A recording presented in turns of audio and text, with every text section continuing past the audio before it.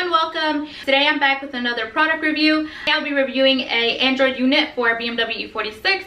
As you probably know, I currently own a 2001 BMW, which I'm doing a LS3 swap in. And before I get questions about how my build is going, well, currently it's at a standstill because one of the worst things about having a build is waiting on parts and waiting for custom things to be built. So currently my neighbor is still working on my custom shifter and I basically cannot do anything without it. But once that is done, I get to put the engine back in and start the wiring and turn it on. So stay tuned for future videos on that. But before I get into the video, I do want to give out my YouTube and my Instagram shout out. So my Instagram shout out goes out to KillerBronco_88 and my YouTube shout out goes out to KUBI1337. And without further ado, let's get into this review. So here is the unit. This unit is made by Seicane. This unit looks so similar to the Eonon unit that I have in my car currently. However, this one is running Android 7.1, which Eonon has not even put out their 7.1 unit yet. So it's definitely an advantage over the Eonon currently. And this unit retails for $339. So it's not a bad price in my opinion. That is if it works the way it says it will. So the way that this video is going to be organized is I will show you everything that is included with this unit, and then I will give my initial review while the unit's already in the car, and toward the end of the video I will be showing you how I installed it. Alright, so let's get started. Here are the accessories that come with the unit. Let me start off by saying this unit comes with a radio antenna adapter. However, this will not work if your car is a 1999 through 2001. This will only work for 2002 and up. So since my car is a 2001, I did have to buy a adapter. If you don't know where to get one, I will link one down below. It also comes with a Wi-Fi antenna, a canvas decoder so that your steering wheel controls work. Here we have these cables. They're labeled. For example, you can attach an aux to these. And we also have these other ones, and these will be used if you have a aftermarket subwoofer and amp. Then these three are USB ports.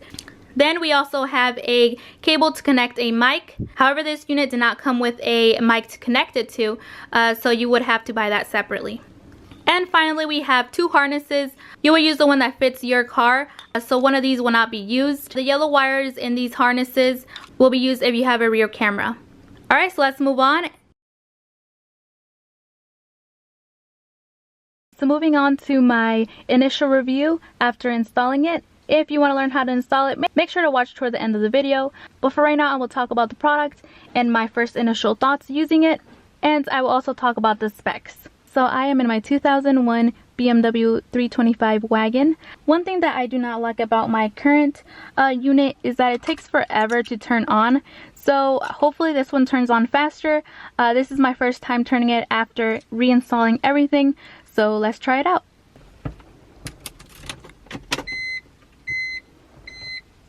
Oh wow, that was really fast. Let's see that again. It turns off kind of slow, but it's fine. As long as it turns on fast, I'm happy with that. Let me try again. Wow, that is fast. And we can see that the radio works. 1043 My FM.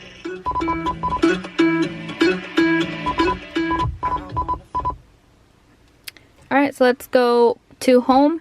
This is how it looks like on the home screen. We have navigation, radio, DVR, music, video, Bluetooth, which I will be using a lot. Okay, so some specs about this unit. It's a quad-core processor. It has 16 gigs of internal memory, and it has 2 gigs of RAM. Also, let me show you that we can use our steering wheel controls. So I'm back on the radio. It's at 0, as we could see here. And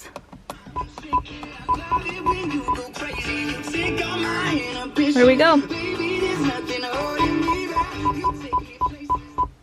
And I'm pretty sure if you don't like that beeping sound, you could mute it.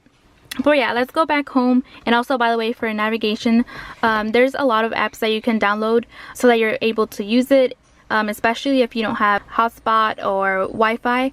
If you're interested, I'll leave some of the apps in the description box. And by the way, I have an iPhone, so if you have an iPhone and you're curious to see if it will actually work with the Android system, I'm gonna test it out for you right now.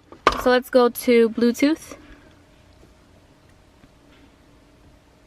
So as we can see here, the pin number is 000 and the name is Card Kit, and you can change both of these if you want. Now on my phone, I will turn on Bluetooth, go to Bluetooth and search for the device. There we go. Now let me connect to it. And as you can see, it asks you for the pin, which is 000. And we are now connected. Let me go back to this screen. As you can see, my iPhone appears right here to the devices that it's paired to. Now let me turn on Pandora. Alright, it's not connected for some reason. Alright, so I finally figured out why the Bluetooth was not connecting. Turns out that they have two separate apps. You use this Bluetooth app to connect the phone to the unit, and then you use this app to actually play the music, which I feel like is kind of a downside. But after all, this is an Android unit, which means that there's probably an app out there that could combine these two. And that goes for everything. You can customize the background, you can delete the apps that you don't want, you can just basically change this whole unit and have it the way you want it. But yeah, let me just show you how the Bluetooth works. I'll push play on my phone and then I just open this app.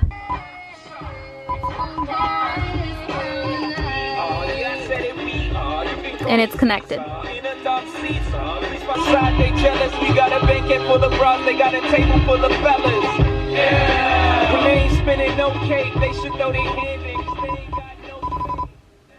Alright, so that's how the Bluetooth works.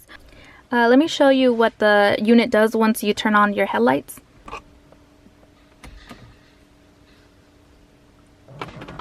As you can see, it goes into night mode and these lights light up. It matches pretty well to the original. However, you can change this to whatever color you want. Overall, I feel like the unit is fast. I really do like it. I just have to mess with it more. There's a whole bunch of things you can do with this unit. So let me know down below if you would buy this unit. And also stay tuned if you want to know how to install it. And if you only came here for the review, thank you so much. I'll see you guys in my next video. But without further ado, let's move on to the next part. Okay, so now I am inside my 2001 E46 wagon. I will start off by removing the radio that is in here currently. Start off by removing this trim piece first, and then this one with a plastic tool.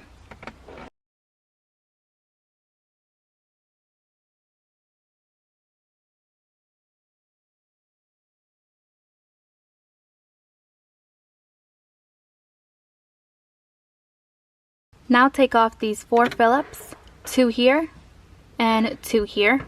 Now that I have removed all 4 of them, I can pull out the radio and the AC controls.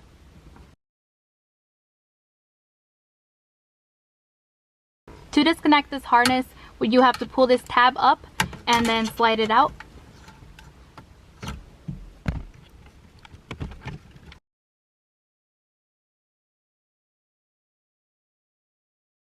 Now the AC controls, you just slide it out.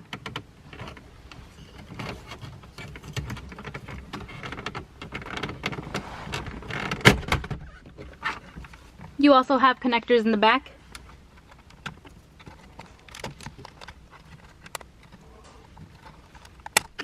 For this one right here, you push in that tab and you put that black tab over it so that you can remove it. Like that. There we go. In order for the Android unit to fit, we have to remove this bracket. We first need to remove these vents, as well as the sunglass holder and the 2 Phillips that are right here. Just a heads up, when removing the vents, you might break it if your vents have never been taken off before, but the proper way to do it is to put your thumbs down here. There's 2 tabs holding it in, so you want to pull up and then out. I'll show you.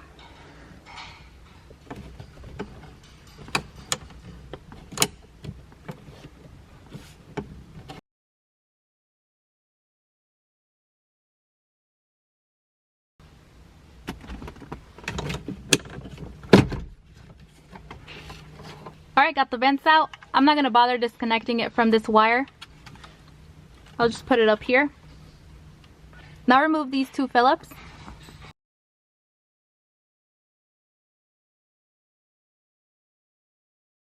Now that I got those off, time to remove the sunglass holder. Just put your hands in here and pull out.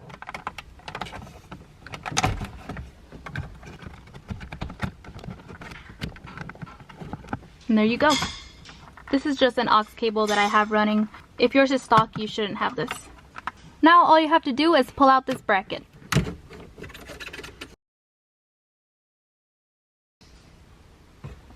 Now move all the HVAC connectors down here because we're going to relocate it. Now that I relocated them, the only thing that we have left up here is the big connector, the radio connector, and we also have this extra which we will not use. Start by connecting the harness that you're going to use. This is the one I will use because it fits this connector. Make sure you have the tab all the way pulled up. And make sure you have the orientation properly.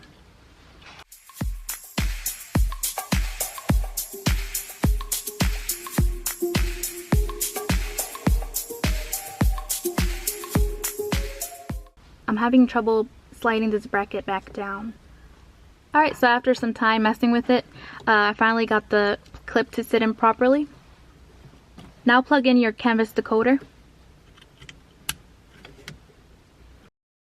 Now plug in your radio antenna adapter.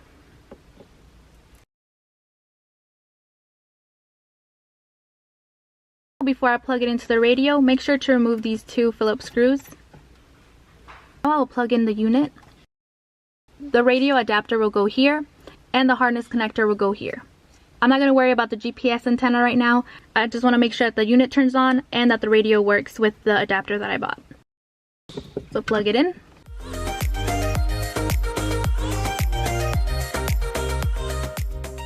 Let me turn the key to accessory mode and see if it turns on. Alright, here I go. Let's see if it turns on.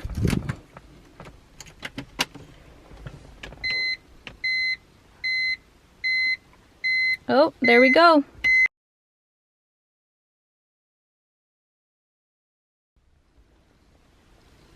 Turned on. Let's see if the radio works. Oh, it's not working. Okay, attempt number 2. That's... Oh, now it works. Oh, Taylor Swift. So it works. So let me show you exactly what I did. The way that I got the radio to work was to install this harness. The one that I said was for the amp and subwoofer. And you connect it right here. Now what you have to do is grab this blue wire from this harness and the blue wire from your main harness.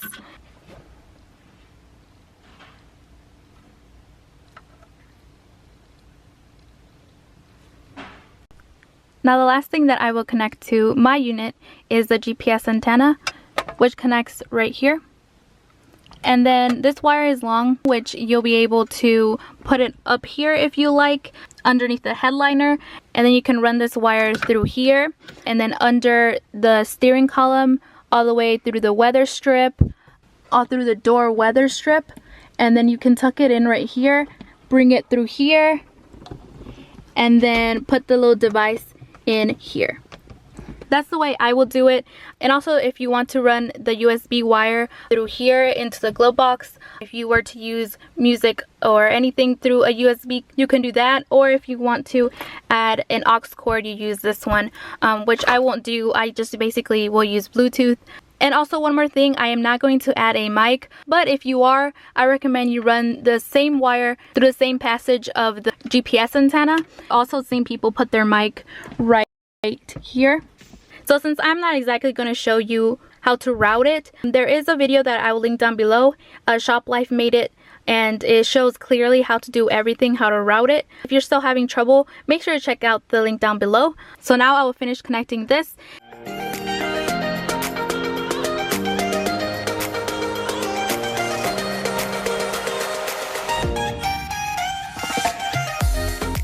I finally got it into place. However, the Phillips that went here are no longer going to fit because they're not going to be long enough. So either you need to get longer screws, or it's just going to be held in with the Phillips screws that go up here that also hold in the air vent.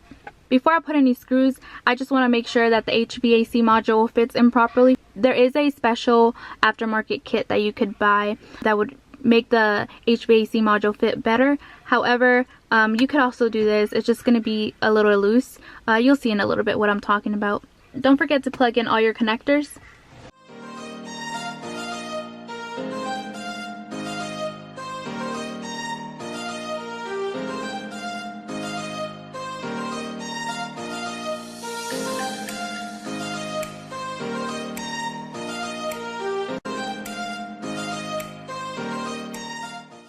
This side actually popped in, however this side is still having trouble. I think it's because some of the wires are in the way, so I'll pull it back out. Now let me put the vent back into place so that I can put in the Phillips screws.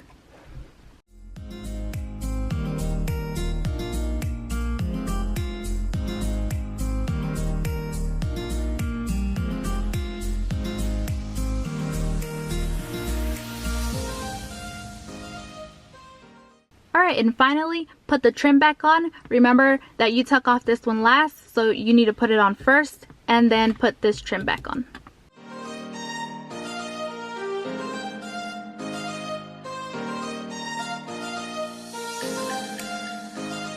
And this is the final product. I do see some little issues with it. I mean, they're just minor. Where the unit meets the trim, there is a gap here, and there's also a little gap here. But I mean, that's just minor little things. But yeah, overall, this is how it looks. Alright, so this concludes this review and installation. Thank you so much for watching. Let me know down below if you would buy this unit. And make sure to like and subscribe, and I'll see you in my next video. Bye!